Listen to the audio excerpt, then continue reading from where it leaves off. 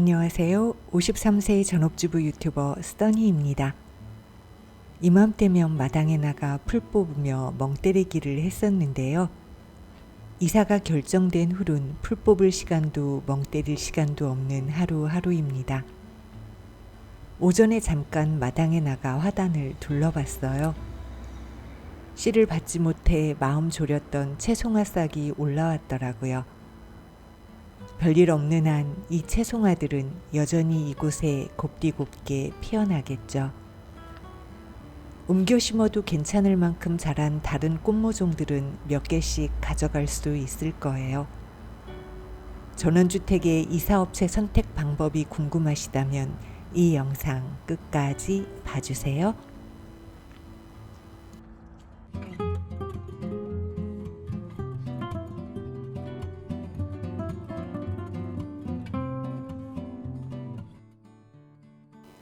미니멀 라이프를 시작하고 짐을 정말 많이 줄였는데요. 그럼에도 포장이사 견적은 예전 이사할 때에 비해 더 나오더군요. 그 이유는 포장이사 견적은 평수를 기본으로 책정되기 때문인데요. 그 정도 평수엔 어느 정도의 물건들이 있다고 가정을 하더라고요. 또 아파트의 경우엔 엘리베이터가 있거나 사다리차 사용이 가능하잖아요. 전원주택은 2층, 3층이라도 사다리차 사용이 어려운 경우가 많아요. 전부 사람 손으로 옮겨야 하기 때문에 인건비가 추가되는 거죠. 또 전원주택의 경우 마당 쪽에 놓여진 짐들만 모아도 꽤 많기도 하고요. 이사를 좀 다녀본 사람으로서 이사업체 선정이 얼마나 고민인지 잘 알아요. 다음에도 계속 이용하고 싶을 만큼 괜찮은 업체를 만나길 항상 바라잖아요. 이사하는 내내 조마조마하면서 웃돈 줘야 하는 건지 고민하는 거 너무 싫고요. 제가 그동안 이사하면서 체득한 이사업체 선정 방법을 알려드릴게요.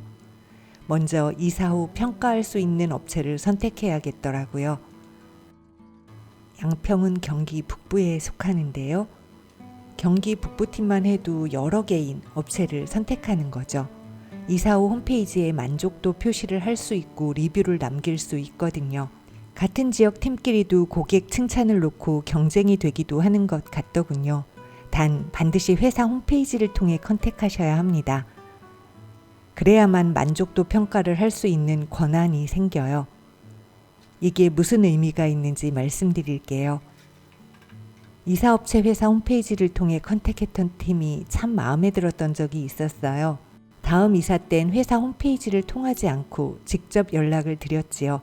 직접 연락하면 그분들이 회사에 내는 수수료 같은 게 절약되지 않을까 하는 순수한 마음이었답니다. 팀장님께서는 정말 고마워하시면서 저번처럼 일을 해주셨는데요. 문제는 주방 아주머님이셨어요. 회사로 컨택해서 오셨을 때와는 완전 다른 태도시더라고요. 대충 하고 빨리 가자는 분위기 뭔지 아시죠? 이사 끝내고 팀장님께 이래저래 속상했다고 문자를 드렸어요.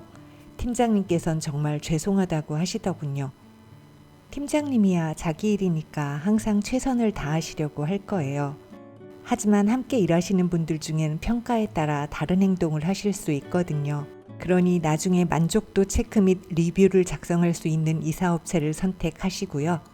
그 팀이 마음에 들었더라도 개인적으로는 컨택하지 마세요.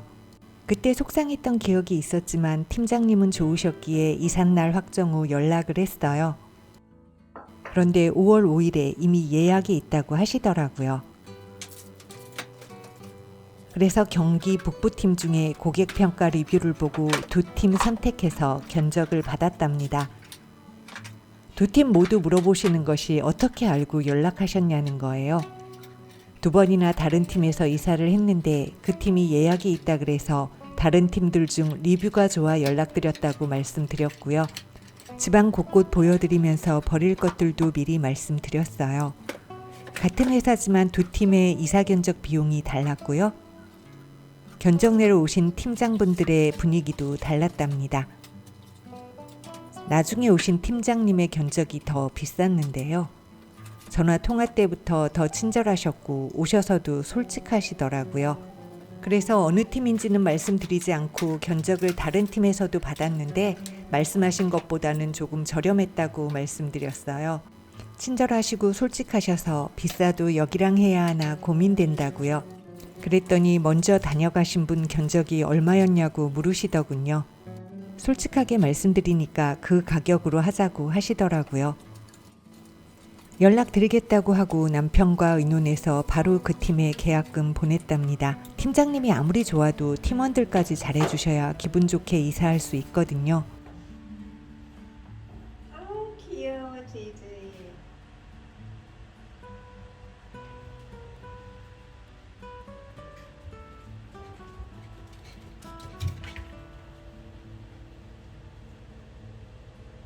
제제 귀엽지 셜록.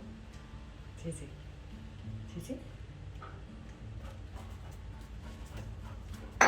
셜록이 귀여워. 우리 다오리가 귀여워. 루가 귀여워. 다오리 귀엽고. 이번에 이사해보면 같은 이사 업체에서 두 팀을 경험해보는 거니까요. 이번 이사에서도 만족스러우면 이사 업체명을 알려드릴게요. 여러 가지 형편상으로 이사를 많이 다니기도 했고요. 유목민의 기질이 있어 이 집 저 집 살아보는 걸 즐기기도 했는데요. 이사 비용 나가는 것보다 고민이었던 게 이사업체 선정이었던 것 같아요.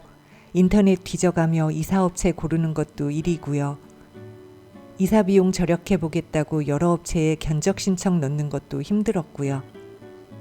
그 많은 업체들에서 견적 나오시는 낯선 분들을 집안으로 들이는 것도 마음 쓰였었죠.